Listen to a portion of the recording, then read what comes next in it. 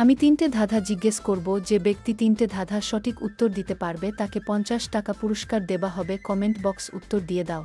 প্রথম প্রশ্ন, কোনো কাপে চা খাওয়া যায় না?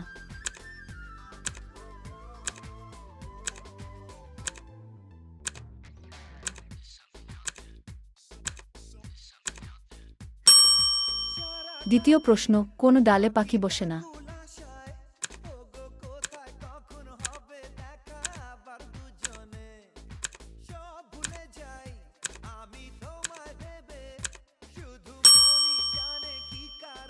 তৃতীয় প্রশ্ন, কোনো মাছি ওড়ে না?